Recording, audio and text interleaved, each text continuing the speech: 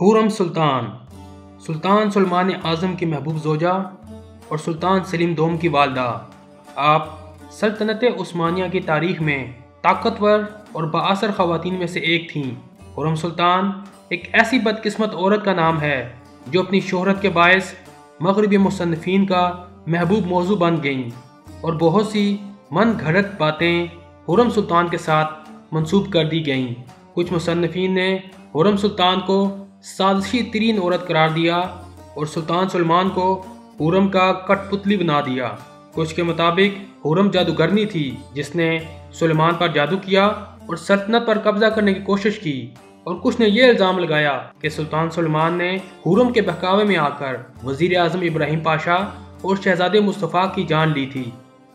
اور رہی سہی کسر ڈرامہ سیریل میگنیفیسنٹ سینچری میرا سلطان نے پوری کر دی۔ اصل حقیقت ہے کیا؟ آئیے جھانکتے ہیں تاریخ میں۔ خرم سلطان کی تاریخ پیدائش میں اختلاف پایا جاتا ہے۔ آپ 1502 سے 1504 کے درمیان پولینڈ کے علاقے روہتین میں پیدا ہوئیں۔ آج کل یہ شہر یوکرائن میں شامل ہے۔ آپ کا پرانا مذہب عیسائیت تھا۔ جب آپ 12 سال کی تھیں تو تاتاریوں نے ایک جنگ کے دوران انہیں گرفتار کر لیا اور ایک کنیز اور غلام کے طور پر عثمانیہ کے حوالے کیا۔ کچھ تاریخ دانوں نے آپ کا پرانا نام الیگزینڈرا بتایا ہے، لیکن زیادہ تر تاریخ دانوں کے مطابق آپ کا نام روکسلانا تھا۔ روکسلانا کا باپ ایک آرتھوڈاکس عیسائی پادری تھا۔ 1520 میں سلطان سلمان تخت نشین ہوئے اور منیسیا ریاست سے استنبول پہنچے۔ سلمان کی کنیزوں میں گلبہار سلطان، جنہیں ماہ دورہ کے نام سے جانا جاتا ہے، اور گلفام خاتون موجود تھیں، لیکن اس کنیز روکسلانا نے بہت جلد ہی سلطان سلمان کی توجہ حاصل کر لی اور بہت ہی کم عرصے میں سلطان کی محبوب ترین کنیز بن گئیں۔ خرم خوبصورت تو تھی ہی، لیکن سلطان سلمان ان کی ذہانت، حصے مزاح اور ہنس مکھ طبیعت سے متاثر ہوئے۔ ہمہ وقت مسکرانے کے باعث ہی سلطان انہیں خرم، جس کا معنی خوش اور شادماں ہے، کہہ کر پکارنے لگے۔ ترکی میں مصطفیٰ کمال اتا ترک نے جب ترکش زبان کا رسم الخط بدلا تو خرم کہلایا۔ سلطان سلمان کے خرم سلطان کے وطن سے 5 بیٹے اور ایک بیٹی ہوئی۔ سلطنت عثمانیہ کے قانون کے مطابق اس سے پہلے کسی بھی کنیز سے صرف ایک ہی بیٹی کی پیدائش ہو سکتی تھی، اور جب شہزادے کو کسی صوبے میں گورنر کی حیثیت سے بھیجا جاتا تھا تو اس کی والدہ بھی اس کے ساتھ ہی جاتی تھی۔ لیکن سلطان سلمان کی خرم سلطان سے بے پناہ محبت نے اس قانون کو بدل ڈالا۔ سلطان سلمان نے خرم سلطان کو آزاد کر کے ان سے نکاح کر لیا۔ خرم سلطان سلطنت عثمانیہ کی پہلی کنیز تھیں جس کے ساتھ کسی سلطان نے نکاح کیا۔ اس وجہ سے خرم سلطان بعد میں آنے والی تمام خاصکی سلطان بننے والی خواتین کے لیے رول ماڈل بن گئیں۔ خاصکی اس کنیز کو کہا جاتا ہے جس کے وطن سے سلطان کو شہزادہ ملے۔ حفصہ سلطان، جو کہ سلطان سلمان کی والدہ تھیں، حرم کا سارا نظام ان کے ہاتھ میں تھا۔ اس وقت حرم کی سب سے طاقتور خاتون والدہ سلطان ہوا کرتی تھیں، لیکن آپ کی وفات کے بعد اور ماہ دورہ چونکہ شہزادہ مصطفیٰ کے ساتھ دوسرے صوبے میں تھیں، اس لیے خرم سلطان حرم میں واحد طاقتور خاتون بن گئیں۔ جب سلطان سلمان جنگوں پر جاتے تو وہ پایا تخت کا سارے نظام چلاتی اور سلطان سلمان کو ہر خبر سے آگاہ رکھتی۔ خرم ایک ایسی ملکہ تھیں جنہوں نے اس وقت کے دنیا کے سلطان کی بیوی کے لقب کو بخوبی سنبھالا۔ سلطان سلمان اکثر اوقات اپنے فیصلوں میں خرم سلطان سے مشورہ لیا کرتے تھے۔ سلطنت عثمانیہ نے یورپی ممالک کو بہت عرصہ اپنا محکوم بنائے رکھا، اس لیے بہت سی یورپی مصنفین بکس کی بنیاد پر سلطنت عثمانیہ اور ان سے ملحقہ شخصیات پر غلط الزامات لگانے میں پیش رہے۔ افسوس اس بات کا ہے کہ بعد میں مسلمانوں کے کچھ تاریخ دان ان یورپی مصنفین کی اندھی تقلید میں شامل ہو گئے۔ وزیر اعظم ابراہیم پاشا سلطان سلمان کے چہیتے وزیر تھے، لیکن بے شمار اختیارات کی وجہ سے وہ تکبر کا شکار ہوئے، یہاں تک کہ صفوی سلطنت کے ساتھ جنگ کے دوران انہوں نے اپنے نام کے ساتھ سلطان کا لفظ استعمال کر لیا جسے سلطان سلمان نے اپنے لیے سنگین توہین گردانا اور اسے قتل کروا دیا، اور یوں ابراہیم پاشا اپنی ہی غلطی کی وجہ سے جان گنوا بیٹھے، جس میں خرم سلطان کا کوئی دخل نہ تھا۔ شہزادے مصطفیٰ سلطان سلمان کے بے حد قابل بیٹے تھے۔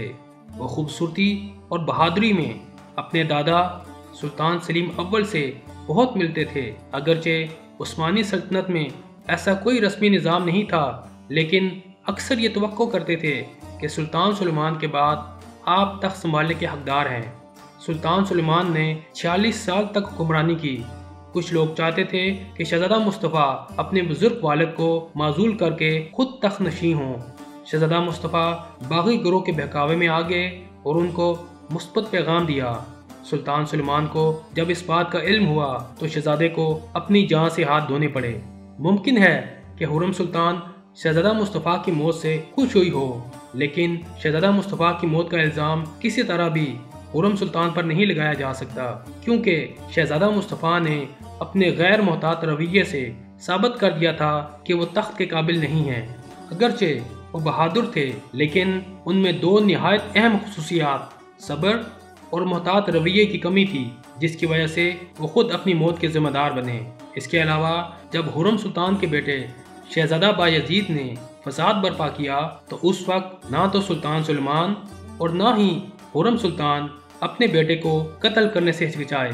سلطنت عثمانیہ کے اتنا عرصہ قائم رہنے کی ایک بڑی وجہ یہ بھی تھی کہ اس وقت کے سلطان سلطنت اور عوام کے اتحاد کے لیے اپنے محبوب ترین لوگوں کی قربانی سے بھی گریز نہیں کرتے تھے۔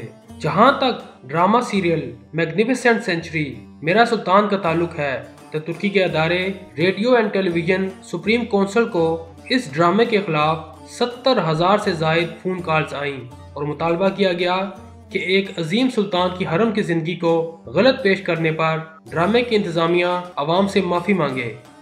اس وقت کے وزیر اعظم طیب اردگان نے اس ڈرامے کی سخت مذمت کی اور کہا کہ اس ڈرامے میں نوجوان نسل کو ہماری تاریخ غلط انداز میں دکھانے کی کوشش کی گئی ہے، جبکہ اس وقت کے صدر عبداللہ گل نے کہا کہ اگر ان کا بس چلے تو اس ڈرامے پر پابندی لگا دیں، لیکن کیا کریں، ترکی میں جمہوریت ہے اور حکمران اپنی پسند و ناپسند کو عوام پر مسلط نہیں کر سکتے۔ خیراتی کاموں میں خرم سلطان کا کوئی ثانی نہیں تھا۔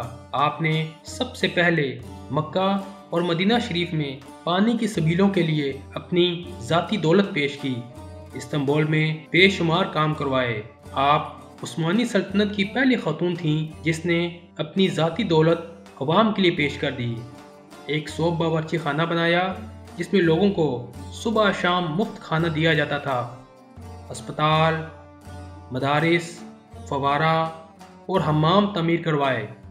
خرم سلطان کے طبی مراکز میں مریضوں کا مفت علاج کیا جاتا تھا۔ یہ تمام امارات آج بھی استنبول میں موجود ہیں اور لوگ ان سے فائدہ اٹھاتے ہیں۔